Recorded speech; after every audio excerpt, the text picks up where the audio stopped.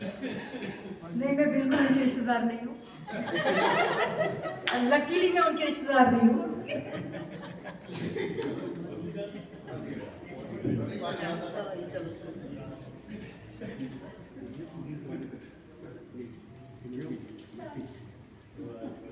हम देखते हैं कि बच्चे जो होते हैं उनको पढ़ता लिखता पेरेंट्स देखते हैं, बट मेरी मम्मी पढ़ी लिखी नहीं है।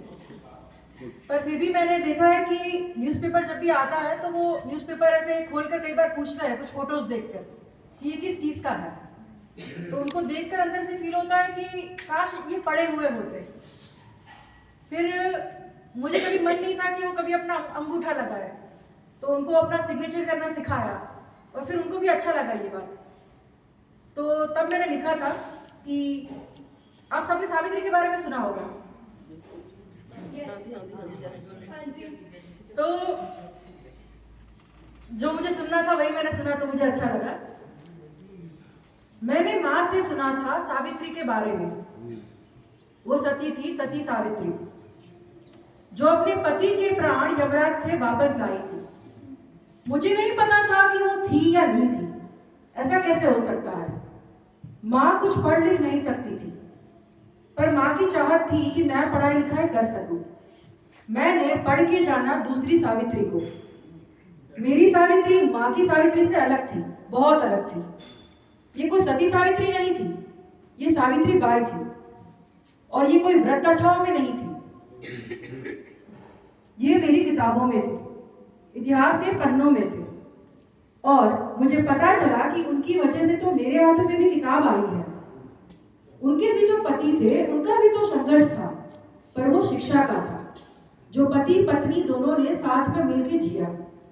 कोई सती नहीं थी वो, पर वो साथ में मिलकर लड़े औरतों की शिक्षा की लड़ाई के लिए। उनका यमराज तो समाज था। मैंने माँ को सुनाई अपनी सावित्री की कहानी। हमारी सावित्री अलग है, हमारी सीख अलग है। मैं माँ की सावित्री को नहीं मानती। अब माँ अपना नाम लिखना जानती है और उनको भी अंगूठा लगाना पसंद नहीं था। वो सीख गई थी अपना नाम लिखना और मारने लगी थी मेरी सावित्री बाई को, शिक्षा को और उनके संघर्ष को। वो समझने लगी थी मेरे भी संघर्ष को। सती से उनका भरोसा उठते मैंने देखा है और शिक्षा में उनकी आस्था का फल हुआ है। एक था कि being as a girl welcome नहीं होते आप। मोस्टली मैं किसी से पूछती हूँ कि आपके घर में आप थर्ड चाइल्ड हो या फोर्थ चाइल्ड हो एज अ गर्ल, तो बेटे के इंतजार में बेटियां होती रहती है। ये मैं नहीं बोलती, सरकारी आंकड़े भी बोलते हैं। तो वो बोलते हैं कि बेचारी को बेटियां हो रही है, अब दुआ करना कि उनको बेटा हो। फिर बेटा क्या करेगा हम नहीं जानते, लेकिन हम ऐसे बोलते हैं। तो we as a girl are not welcome. हमें कोई पौधा नाजुक का समझ के कोई उगाता नहीं है। वो जो कैक्टस होता है, जो अनवांटेड होता है, वो बस उग निकलता है, उसको कुछ ज्यादा केयर की भी जरूरत नहीं पड़ती। तो वो है। तो उसके लिए मैंने लिखा था कि आधी जिंदगी जीने के बाद ये सवाल जहन में बार बार आता है कि मैं क्यों आई। क्या मेरा पैदा होना किसी का सपना था? क्या मैं अपने माँ बाप की ख्वाहिश थी, या बस मैं पैदा हो ही गई? तब बिल्कुल भी पता नहीं था कि मैं कोई बोझ हूं, मैं पराया धन हूं, या मैं कोई जिम्मेदारी हूं। कुछ वक्त के बाद मेरे अपने मुझसे छूटना चाहेंगे, मुक्त होना चाहेंगे अपनी जिम्मेदारियों से। मेरा जन्म कोई उत्सव नहीं था, मेरा जन्म एक गलती था जो मेरी माँ से हो गई।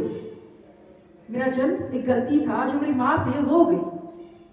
जब उसे पैदा करना था खानदान का चिराग, एक वारिस, मैं आ गई एक रेगिस्तान में, जमीन फाड़ के उग निकली। उस रेगिस्तान में मेरे लिए कोई जगह नहीं थी। मैं कोई नाजुक सा फूल नहीं, मैं एक कैक्टस हूं जो जमीन फाड़ के निकला है। अब आधी जिंदगी जीने के बाद ये लगता है कि वो जमीन मेरी थी ही नहीं। मुझे किसी और के घर की शोभा बनना है। अपनी डिग्री ही नहीं, अपनी कविताओं को भी अलमारी में बंद रखना है। मेरे सपनों को मेरी दहलीज के बाहर रख देना है। किसी के घर की बहू बनना है, किसी के खानदान को वारिस देना है। पर मैं कोई नाजुक सा फूल नहीं, मैं कांटों से भरा एक कैक्टस हूँ।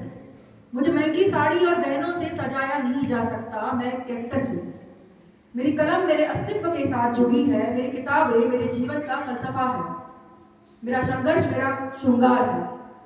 अब मैं हाथ से निकल चुकी एक बिगड़ी हुई बेटी मान लो, लेकिन अब मुझे कहीं और उगना है, वापस कहीं और, किसी जंगल में अपनी नींव डालनी है, अपनी शाखाओं में सपनों के फल बोने हैं, उम्मीद के फूल देने हैं। मैं कोई फूल नहीं हूँ नाजुक सा, मैं कांटों भरा एक कैक्टस हूँ।